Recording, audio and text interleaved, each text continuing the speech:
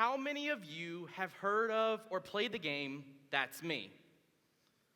Well, if you haven't, the game goes like this. I'll say a statement, and if it applies to you, you'll simply stand up and say, That's me. Got it? Cool. We'll start off easy. I am an FFA member. Okay. Now, I am a bad snorer. Now, that is me 100%. Definitely anybody right here can tell you that that is true.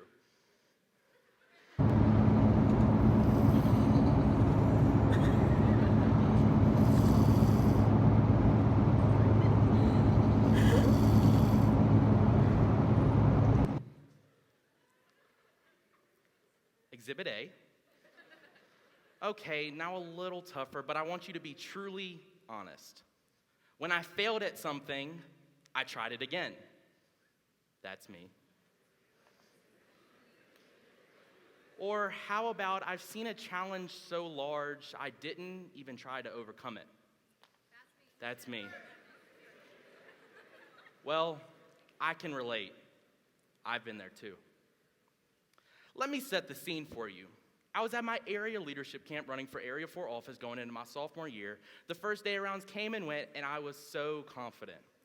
I was patiently awaiting the nominating committee's cut to be posted on the wall during the camp dance. The list was posted, and I made a beeline for the wall. I read the list with so much confidence, only to be left with sadness and grief that I wasn't amongst the names listed. What did I do wrong? Why did this happen to me? As distraught as I was, I walked over to the side and told my dad and Mr. Doug Trish what happened.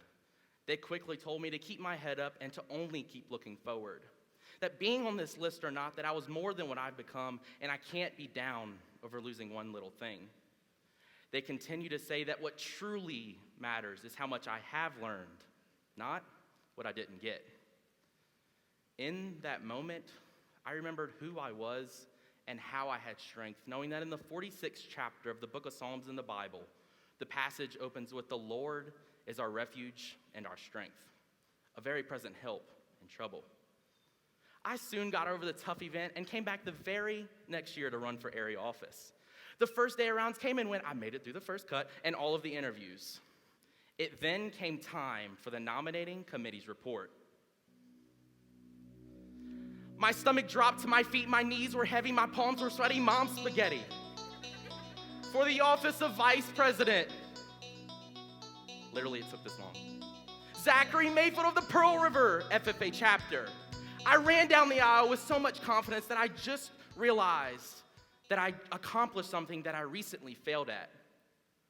In that moment, I remembered who I was with Christ and how I had strength, and came to learn that setbacks are lessons to stay resilient. I came to learn that we can't keep our head down and worry about the what-ifs because we will remain set back. Let me set another scene for you. It was July of 2017. My parents and I flew to Costa Rica the day after leadership camp to visit my mother's side of the family. Later into the trip, we went to a town called Bihawal to a restaurant named El Shaddai, where they are well known for their empanadas, as you can see, and a free fall. Well, we made it up to the parking lot. I got out and I saw this adventure. The word sketchy contraption quickly went across my mind, but it was still considered an adventure. With my reckless and impulsive decision, I asked my grandmother's friend Tony if I could do it. With no hesitation, we headed to the harness station to get me harnessed up. I made my first step on the platform, and I repeat, as soon as I made my first step on the platform, it was squeaking and it was shaking. Now, when I got the courage to make it to the edge of the platform, I had white knuckles because I was holding the rail so tight. I looked down, I looked at Tony, and I looked at my dad and my grandmother. We looked down again, I looked at Tony, and I looked at my dad and grandmother. Well, the reason why I was looking down with such confusion was because there was about 2 rolls of duct tape around a cord that was about to hold my life within its hook. Yeah, and I didn't know if that was the phrase in Costa Rica, because I know it is in the South, that duct tape fixes everything. But I didn't know if the cord was ripping and they just decided that was the way to fix it. But my heart and mind disagree a lot. My mind was trying to tell me to back out and quit and get me off this death trap. But my heart told me that I'm not a quitter. I took it seriously, I psyched myself up, and I said, I'm ready, to Tony, and he let the weight of the rope pull me off.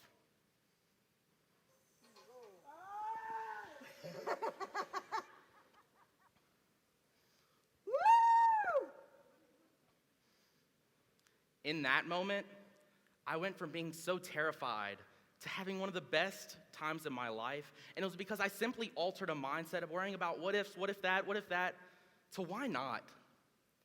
I learned that if we do this and we do in fact worry about the what ifs of life, we will remain set back and in this case won't have great experiences. But overall, we won't develop into the leader we're supposed to be. I've had the opportunity to get very close with a member this year. I met her at State Convention last year, but I really got to know her at Area Leadership Camp. She was a back-of-the-room type of person due to bullying and people discouraging her away from the Blue Jacket because it was lame and for farming kids. Well, when I talked to her on a one-on-one level, she seemed so ambitious and full of goals. We talked about how we have to stop worrying about the what-ifs and what people think about us and learn that although the journey to our goals is not a straight line, we can't let anybody get in the way of that. She is now very involved at her chapter at Zachary and is looking to expand her impact one step at a time. And it was because she simply altered a mindset. Louisiana FFA, one of the biggest fears in life is failure. A teacher once told me that change is superficial. Transformation, you see, is deep. It alters our perception of reality and therefore causes everything in life to shift. Transformation is when we live our life rather than analyze it.